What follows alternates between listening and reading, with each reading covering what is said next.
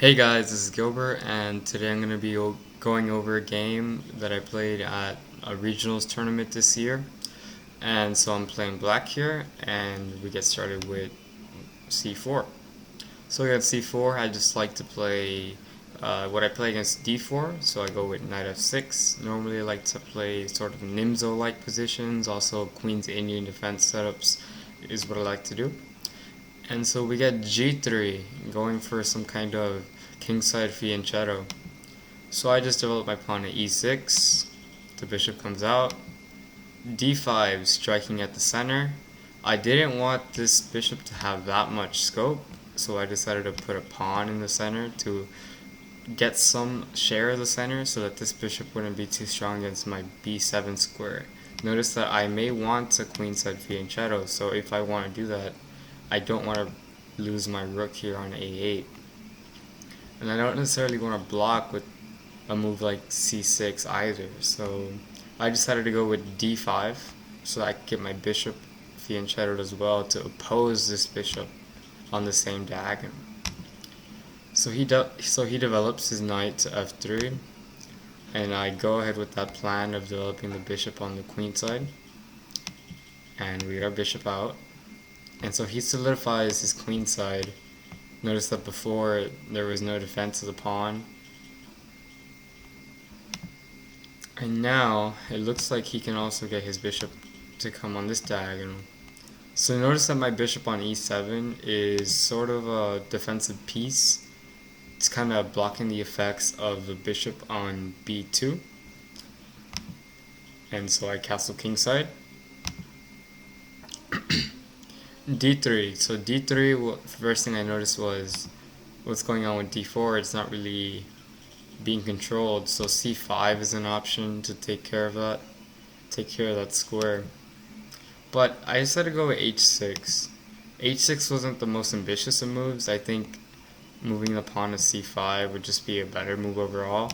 h6, it attempted to restrict the knight, but really there was no need to do it at this stage. I thought that since it was still a closed game, no pawns had been exchanged, that I could go ahead and take this time to play h6 to get a fight square for my king. But really there were better things to do, like moving to play c5 or even developing my queenside knight. So yeah, c5 should have been played, but h6, I kind of strayed a little bit there. Knight bd2, just linking these knights, eyeing up this square potentially for an e4 pawn break. So I get my knight out, and the rook comes to c1. So I just go ahead and play c5. Notice that I want to control this square on d4. We're taking away a square from the knight, also making it harder for him to play d4 himself. He goes ahead and captures. And now here I wasn't sure what piece to capture with, whether the bishop or the knight. I knew that the pawn, taking with the pawn would be not so great, because look at the scope of our bishop. If a pawn captures, what's the future of this bishop? There really is not that much going on here. It's harder for this bishop to get activated and useful. So here I strayed a little bit as well. I should have really captured with the knight. Notice that this allows me to have an extra square for my other knight to jump in and gets my knight more centralized. Notice I'm eyeing up squares like b4 and also c7 and potentially c6 after going to b4. So there's more options for my pieces here, and I really should have noticed this, but this was a shorter game, g25, and I ended up taking with the bishop. So not the greatest of moves, but I suppose I wanted to not blocking my bishop too much. Notice that my bishop is undefended here on b7, so if I have my knight here, there are some tactical vulnerabilities along this diagonal, but nothing too much to be concerned about. Anyways, so I take with the bishop and the rook comes to c2. So I thought it was interesting that he's getting ready to possibly double his rooks on the c file, but to do that his queen's in the way. Notice that there is a square on a1 where there is a bishop present, where there's a bishop queen battery present. So queen to c7, I didn't really like where my queen was. I wanted to get my rooks linked up. And I also was eyeing up this battery as well. Notice that he had his idea of getting a dark squared battery, and I want to get a battery on the light squares. So there's some tension there. And so he doubles his rooks on the C file, and this is a mistake I make. Like I said, it was a short game, but at the same time, I should have been calculating here. So the idea here was, let's get my bishop on this diagonal where it can be more active, but this was a bad idea. The bishop on e7 is actually doing a great job of defending this knight. Notice that if the bishop goes to d6, of not even thinking about any tactical repercussions, there is one less defender of this knight, and it's harder for this tension to be relieved. But no, there's a tactical shot. Look at these two pieces, they can be forked on this square. If a pawn goes to e5, there's a fork there. And so we get e4. Notice the tactical shot. Hitting my bishop, getting time, and getting ready to play e5. So I have a choice here, which of these three pieces do I want to lose? And I didn't really want to lose this knight because I thought that would just open up the dark squares too much. So I go ahead and sack my dark squared bishop. I wanted to keep my battery, these two pieces here, and so I was expecting him to capture, and he did. But what I didn't really calculate too much was the pawn capturing. So here I have to retreat. I had to retreat my bishop, possibly here. And notice that there are these tactics associated here with d takes, f takes, and then knight hopping in. So there's a couple skewers. So you see how my queen is being targeted with the discover attack, hitting the rook as well. And also this e-pawn is being attacked as well. So there are a lot of tactics here that I didn't really notice. So I should have calculated that in the game, but I just simply calculated him capturing back and me retreating. So he does capture back, and I retreat the bishop, and we get the knight hopping in to c4.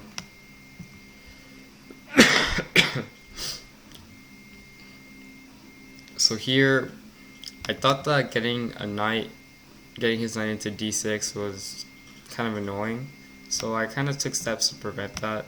I put my knight on e8 with the idea of playing f6.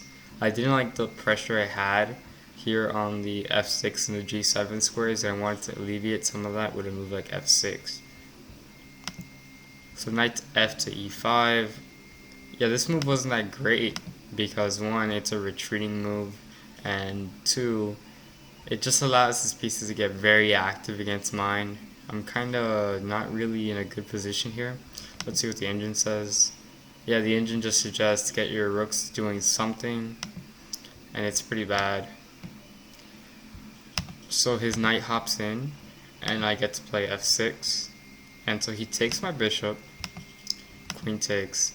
But what I failed to calculate before playing f6 was, look at this bishop. If this bishop is gone, then my queen and my rook are here on the same diagonal as this bishop. And so I failed to notice the ideas of some kind of discover attack with e5 when I played f6. So we get this capture, and now we get e5. So notice that there is this attack on the bishop, on the rook.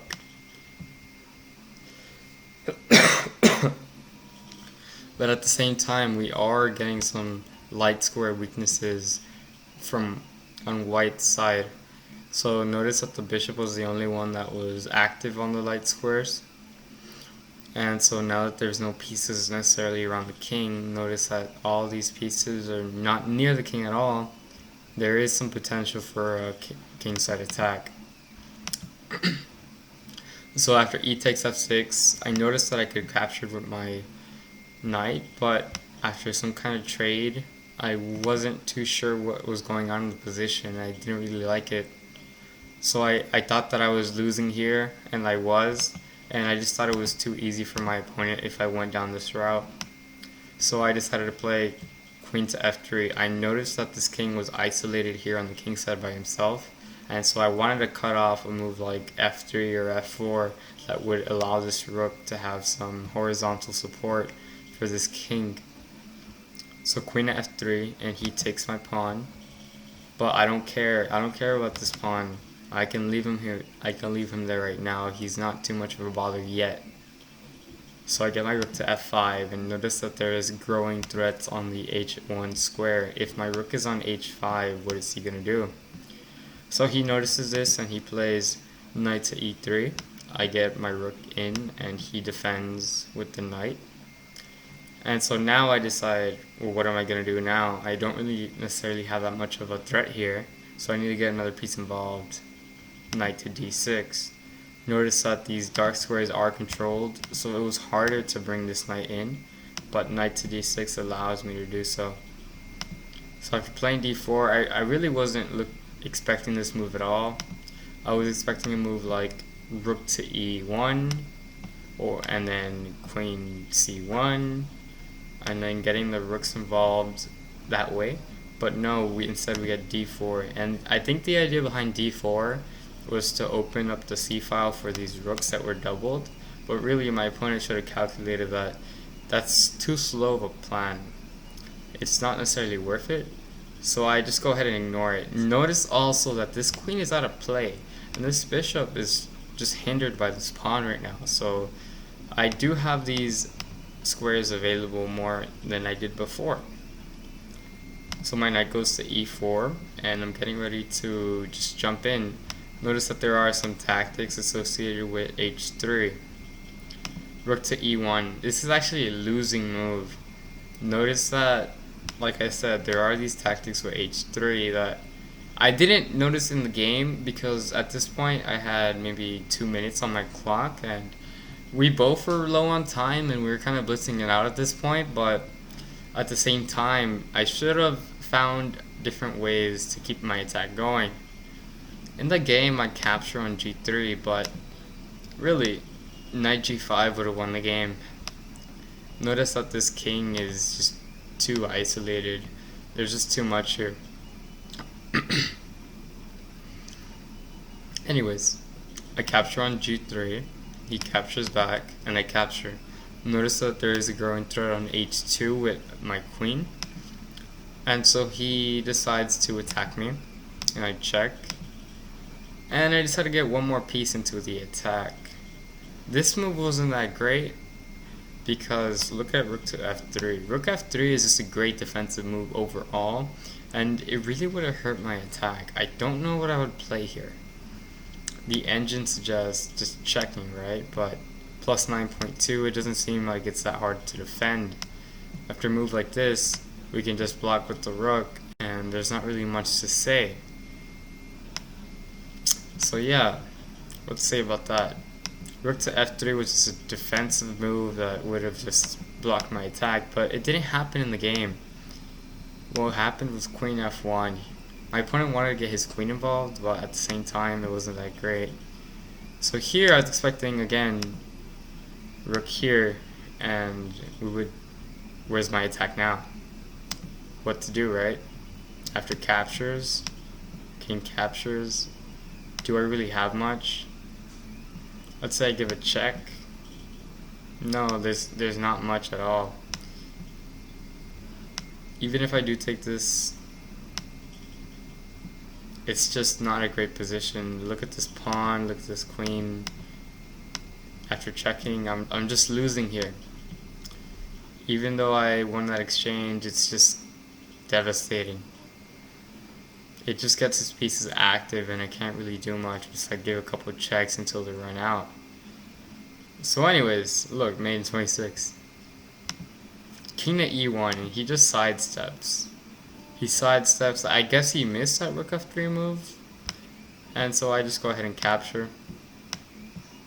Now at this point I am winning, but like I said, I was running out low on time, and just didn't work out. So I check with the knight, and I go ahead and capture this free knight.